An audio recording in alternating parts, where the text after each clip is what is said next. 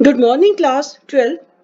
Today's topic is nature of management as a science and nature of management as an art of chapter 1, nature and significance of management. So what is management as a science? First of all, I am going to tell you what is science. यानी management को science की form में कहा गया, management को science माना गया, तो साइंस क्या है पहले तो first of all you should know what is science. Science can be defined as a systematic and organized body of knowledge which is based on logically observed findings, facts and events. ये science क्या है? Science एक study material है, यानी systematic और organise material है जो कि किसके बेस पर होती है? लॉजिकली, यानी एक फाइंडिंग्स जो फाइंडिंग्स की गई डिफरेंट फैक्ट्स और इवेंट्स के बेस पे जो ऑर्गेनाइज बॉडी ऑफ नॉलेज और स्टडी मटेरियल है, this is known as science. तो science comprises of exact principles. ये साइंस में जो प्रिंसिपल एग्जैक्ट है उसको चेंज नहीं कर सकते, which can be verified and it can establish cause and effect relationship. यानी जो साइंस के प्रिंसिपल्स बने एग्जैक्ट है और जो किसके बेस पे बने, जो वेरीफाइड प्रिंसिपल्स है यानी वेरीफाई किया गया उनकी कॉज एंड इफेक्ट रिलेशनशिप को के बेस पर बनाए गए.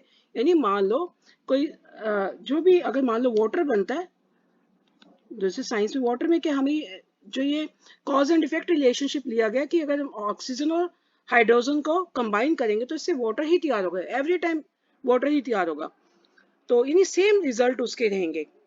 तो लाइकवाइज अब बताने कि मैनेजमेंट साइंस है या नहीं है. तो सबसे पहले तो हमें ये देखना पड़ेगा मेन फीचर्स ऑफ साइंस. तो साइंस की फीचर्स कौन सी, क्या वो मैनेजमेंट में एप्लीकेबल है या नहीं है. तो first feature is systematic body of knowledge.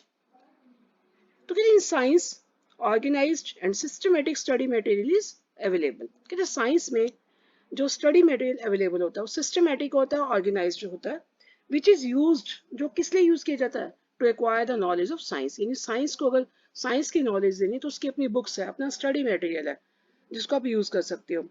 तो like science in management also, कहते साइंस की तरह मैनेजमेंट में भी किया है, there is availability of systematic and organised study material. जैसे मैनेज साइंस की अपनी बुक्स है तो मैनेजमेंट की भी अपनी बुक्स हैं जिसका स्टडी कर सकते हो. यानी साइंस की तरह मैनेजमेंट का भी अपनी स्टडी मटेरियल अवेलेबल है. तो इसके बिहाफ पे तो क्या आप कह सकते हैं. So first feature of science is present in management. तो जैसे साइंस का अपना स्टडी मटेरियल है वैसे मैनेजमेंट का भी अपना स्टडी मटेरियल है. इस बेस पे हम कह सकते हैं कि जो ये वाली फीचर्स है मैनेजमेंट में एप्लीकेबल है. Now second point is principles are based on experimentations.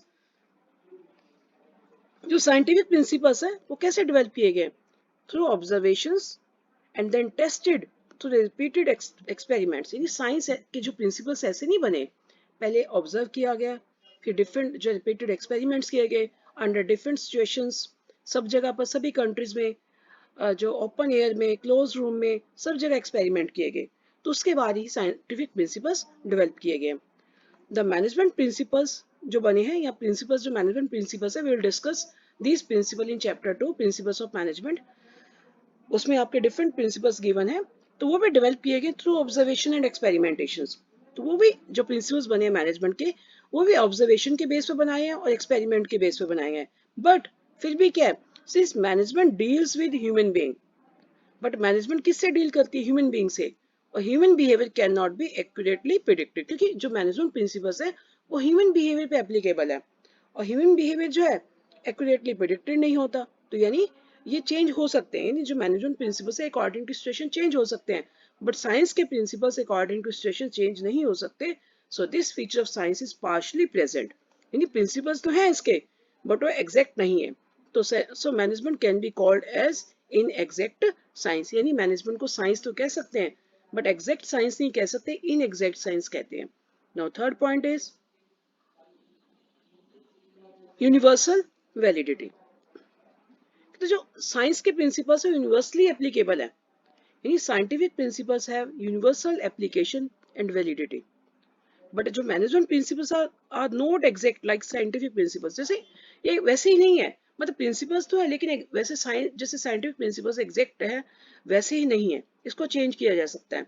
So the application and use is not universal. यानी इसके जो प्रिंसिपल्स हैं ये सब जगह पर एक जैसे एप्लीकेबल नहीं है.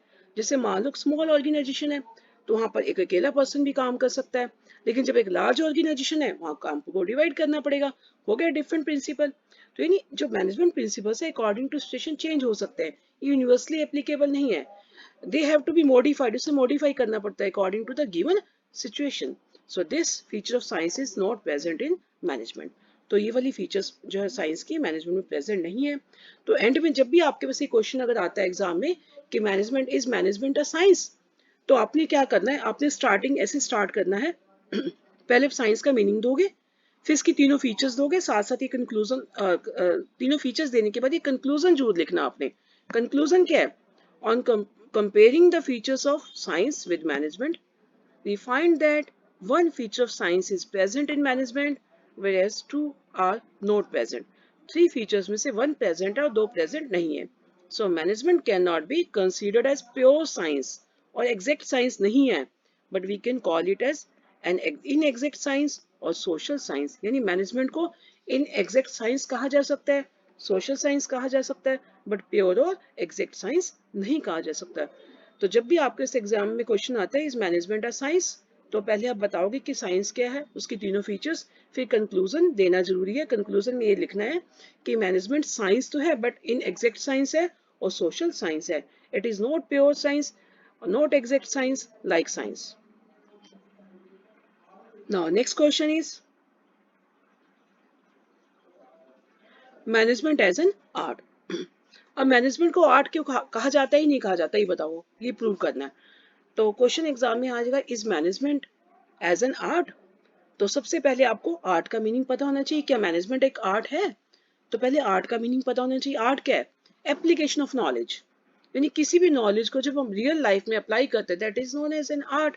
यानी art can be defined as systematic body of knowledge. इसका भी एक स्टडी मटेरियल है विच रिक्वायर्स स्किल, जिसमें स्किल चाहिए, क्रिएटिविटी चाहिए and practice to get perfection, और परफेक्शन के लिए उसमें प्रैक्टिस चाहिए। तो this is known as an art. तो अब ये बताने कि आर्ट की क्या फीचर्स है, क्या ये सभी फीचर्स मैनेजमेंट में एप्लीकेबल है या नहीं है।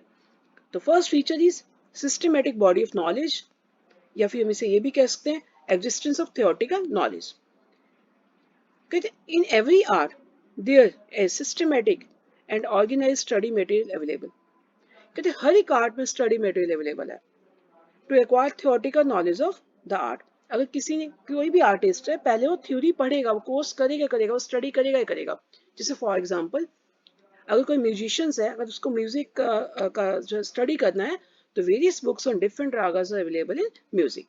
तो स्टडी मटेरियल तो आर्ट में अवेलेबल है, तो स्टडी करना ही पड़ता है। तो लाइकवाइज जैसे आर्ट में स्टडी मटेरियल है वैसे मैनेजमेंट में भी है। In management also, there is systematic and organized body of knowledge available. तो management भी available है, तो which can help in acquiring managerial studies. So this feature of art is present in management also.